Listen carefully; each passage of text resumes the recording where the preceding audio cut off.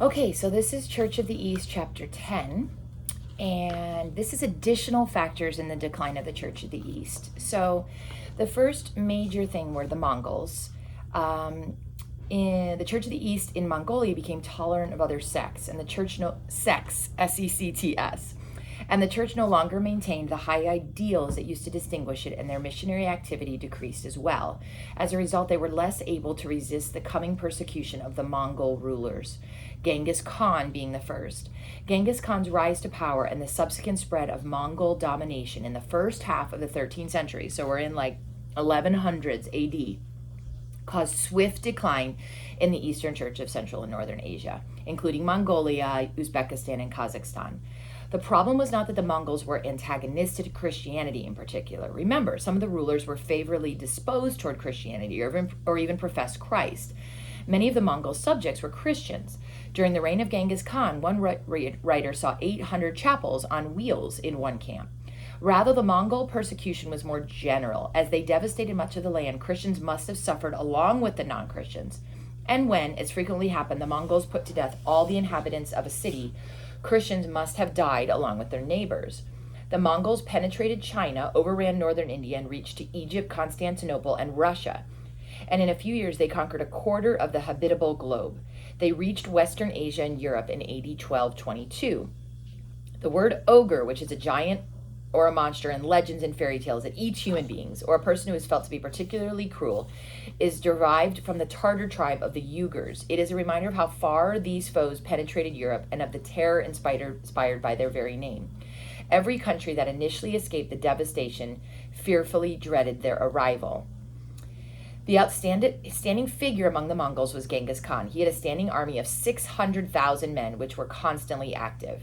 And this is from 1206 to 1227 when he died. He expanded and conquered stacks of corpses, piles of bleached human bones, and blackened ruins of cities showed the path of his armies. In the words of one historian, clothed with skins and riding the wind and the tempest, they overturned the strongest towns in the twinkling of an eye. They razed the walls and massacred the defenders. No sooner had news of their arrival been whispered abroad than without a moment's delay they seemed to spring up everywhere as if by magic. Pity was unknown to the non-Christian Mongols. They used atrocious treachery and constantly ignored oaths and promises. Hate or vengeance did not drive them. Discipline was their only virtue. The success of the Mongol army was due to brilliant strategy, not an overwhelming superiority of numbers. The details of Mongol outrage, destruction, and massacre as they swept from Japan to Germany would be unbelievable if not confirmed by so many sources. So we have a lot of sources that confirm that this actually happened. Afghanistan submitted to the forces of Genghis, and it was initially treated with consideration. But when it appeared that they were guilty of treachery toward Genghis due to a plot developed by a neighboring fortress, Genghis returned and besieged the city. 6 months later, when it fell, he killed all the inhabitants, male and female, old and young. The massacre took his army 7 days, and more than 1,600,000 people died. When the army left, 16 survivors emerged from hiding. 24 others joined them from the surrounding districts, and for 15 years, the population of this city was only 40 persons.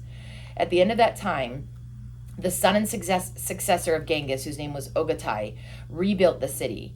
The number whom the Mongols massacred in one city was greater than the number of Israelites who went out from Egypt.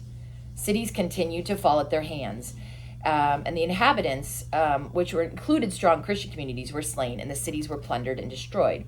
In one city, the besieging army numbered 50,000, and each soldier killed 24 prisoners for a total of 1,200,000. The immensity of the populations of some of the cities shows how heavily populated the country must have been before it suffered from the devastating scourges. The Mongols inspired such terror that when a single Mongol horseman entered a village or street full of people and began to slay them one after the other, no one dared lift a hand to stop him. One Mongol, without a sword, took a man captive, ordered the prisoner to lay down and not move. The man obeyed and lay quietly until he brought a sword and slew him. Another man reported that he and 17 others were on a road, and a Mongol horseman ordered them to bind one another's arms. The other 17 began to do as they were told, but the one asked, "He is but one. Why should we not kill him and flee?" His companions answered that they were afraid. Then he said, "This man intends to kill you immediately. Let us therefore kill him." Still, not one of them dared to lift his hand. So the one took a knife and slew the Mongol. Then all 18 fled. The Mongols forced droves of captives to accompany them as they advanced, and when they reached the next point of resistance, the captives first had to build structures to break down the city walls. Then they were driven forward at the point of the sword to the gaps in the walls that they had created. The Mongols intended to fill the moat and trench with their captives' bodies. Finally, if captives still escaped death, the Mongols killed them to make room for a new batch of victims from the fresh conquest. The Muslims who had tried to wipe out Christianity from their land were also devastated. So the Mongols are not just killing Christians. One man said that in the Muslim lands where the Mongols conquered, not 1 in 1,000 of the inhabitants survived. One of the results of the Mongol invasion was an extraordinary intermixture of remote peoples. Another was the breakdown of 100 frontiers and the absorption of dozens of states so that the travelers like Marco Polo were able to tell Europe of the wonders of Asia. Genghis called himself the Scourge of God. As a matter of principle, he favored all religions equally, but gave his adherents to none. When he died in AD 1227, the funeral escort that bore his body home killed every person it meant to prevent the news of his death from becoming known. So after Genghis came his son, Ogatai, and he continued the expansion of the empire, which soon extended from the China Sea into Ukraine. In 1235, one of his armies invaded Korea, another attacked South China, and a third invaded Europe. In 1240, they came into Ukraine and other towns were destroyed, and the army divided as one part marched through Poland and the others invaded Hungary. Only 3 cities and fortresses escaped destruction in Hungary.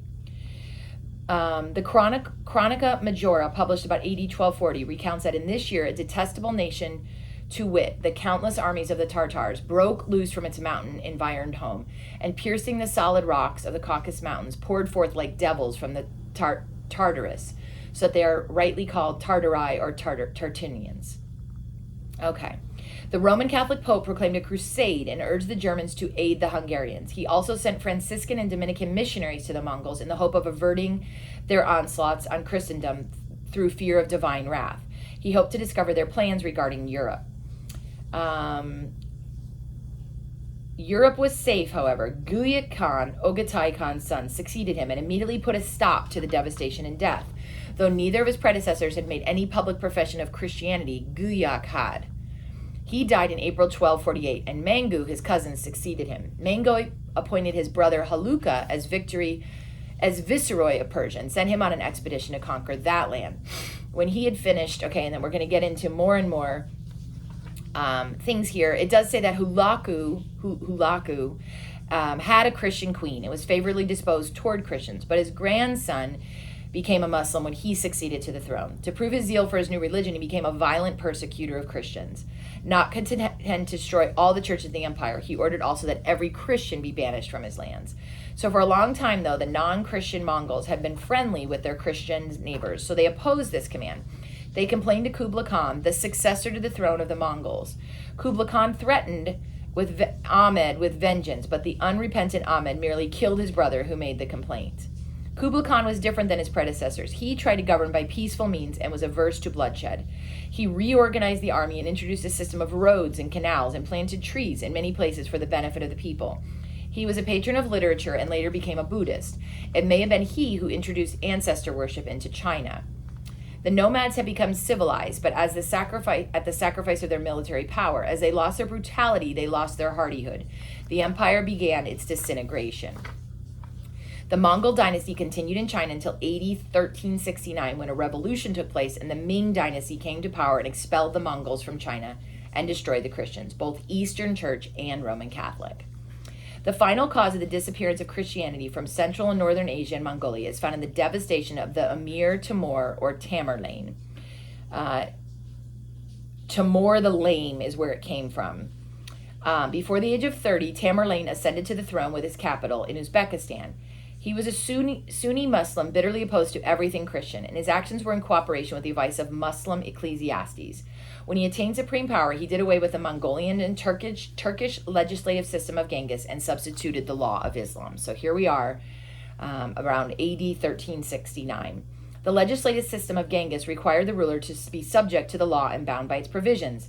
Tamerlane's new law of Islam, however, required the head of the state to be bound by no law, only responsible to God. His goal was to conquer the world and to establish a world monarchy. He wished to achieve fame as a conqueror, so he burned cities and massacred people simply to make an impression. He never reversed an order. He neither regretted the past nor rejoiced in anticipation of the future.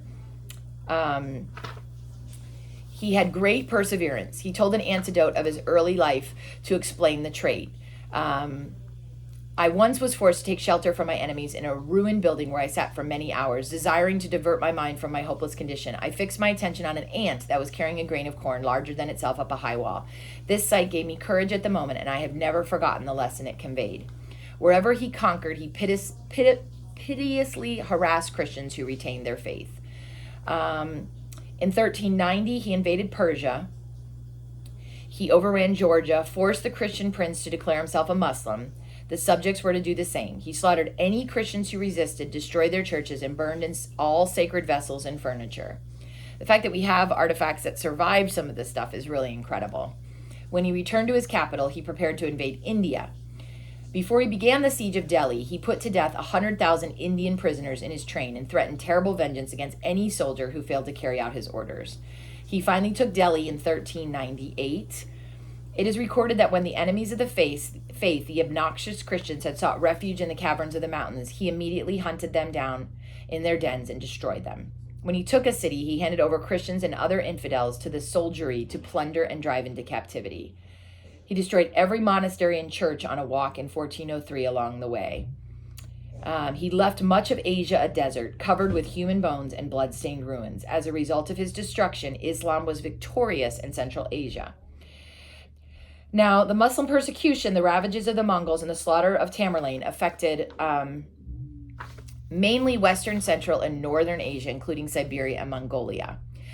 In Japan, Burma, South India, and Sri Lanka, all of which probably had large Christian communities, the Eastern Christians accepted Roman Catholic practices and rule and were then called Roman Catholic Christians. So where there were Protestants, they've now been sort of absorbed into all Roman Catholic Christians.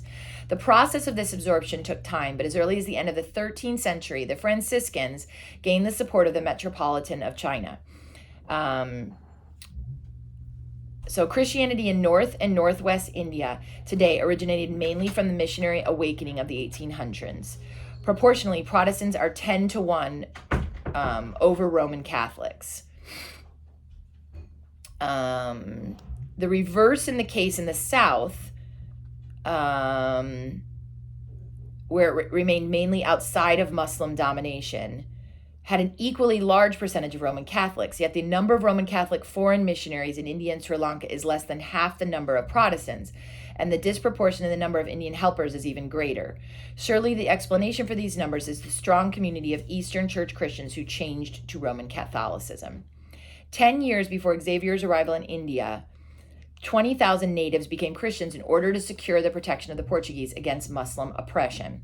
Probably many of the natives whom Xavier baptized had a similar purpose. And Xavier stated and he had a plan of how he was going to convert these people to his faith. And he baptized the inhabitants of a whole parish. So it was sort of a mass conversion, sort of forced to do it. He only knew a few sentences of their native language. The willingness of the people to submit to the rite can only be explained if the people were already nominal Christians. So they were probably just nominal Christians that he basically was like, we're going to convert you. And then they converted.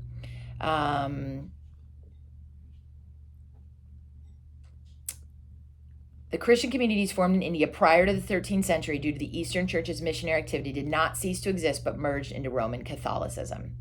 Long before that, however, the missionary fervor of the Church of the East had died out, and the Church as a living spiritual force had practically ceased to function.